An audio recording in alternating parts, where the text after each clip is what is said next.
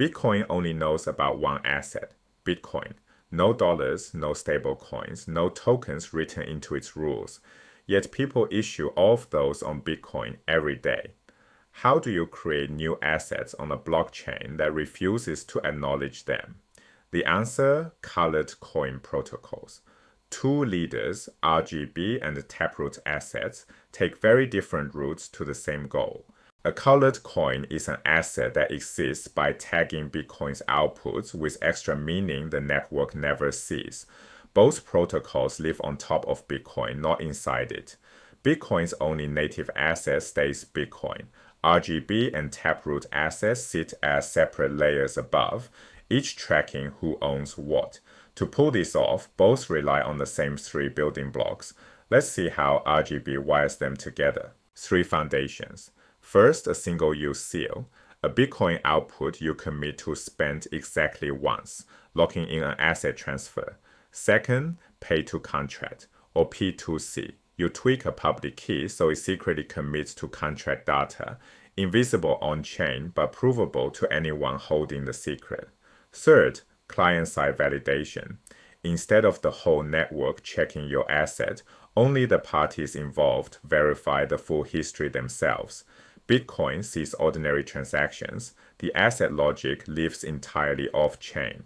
RGB pioneered this space, and its core requirement was Lightning compatibility. Watch how it achieves that at each layer. The single-use seal. Bob assigns his colored coins to a 2 of 2 UTXO, an unspent output requiring both Bob's and Alice's signatures to move. Neither can spend alone. That shared control is exactly what a payment channel needs. The seal that protects the asset becomes the seal that opens a channel between them. Next, pay-to-contract.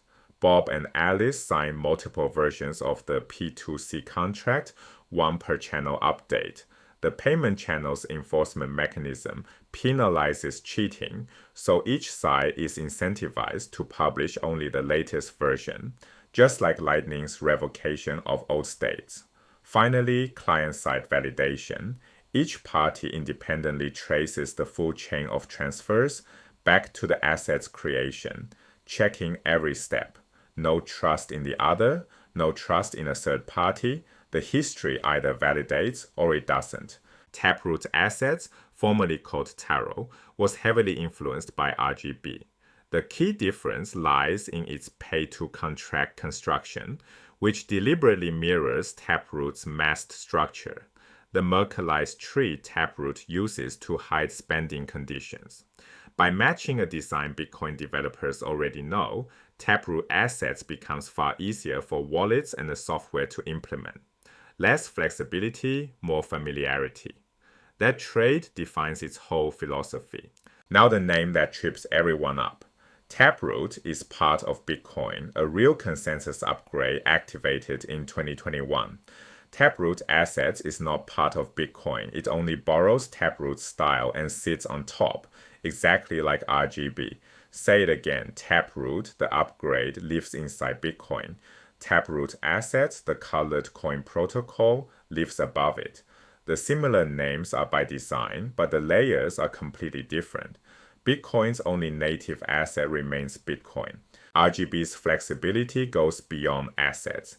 It can express non-asset features, like identity tokens that you periodically update to protect against a leaked private key. If your key is compromised, you roll the token forward to a fresh key and the old one becomes worthless to an attacker. Taproot Assets sacrifices these breadths for implementation simplicity, flexibility versus ease, the recurring tension. Now the real battleground, moving these assets over Lightning. Two forwarding modes. Native forwarding. Every hop along the path knows the asset and holds a balance of it. Conceptually simple, but it effectively demands a separate Lightning network for each asset, fragmenting liquidity. Translated forwarding. Only the hops next to the spender and the receiver know the asset. Everyone in the middle just forwards Bitcoin.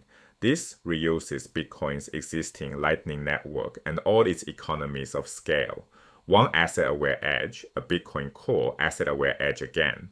Translated forwarding hides a catch, the free American call option. The receiver sits on a pending payment denominated in Bitcoin but settling in the asset. As the exchange rate moves, the receiver can selectively accept when the rate favors them and reject when it doesn't, siphoning value from the adjacent hop that quoted the conversion. It's a free option on price, exercised at will. There's no known perfect fix, only practical mitigations that limit the damage. Both protocols technically support both forwarding modes, but Taproot Assets is designed specifically around translated forwarding, while RGB carries proposals for both.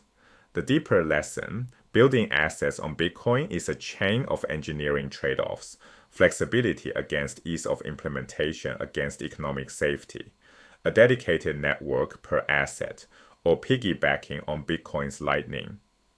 The unresolved free American call option proves this design space is still wide open and still actively evolving.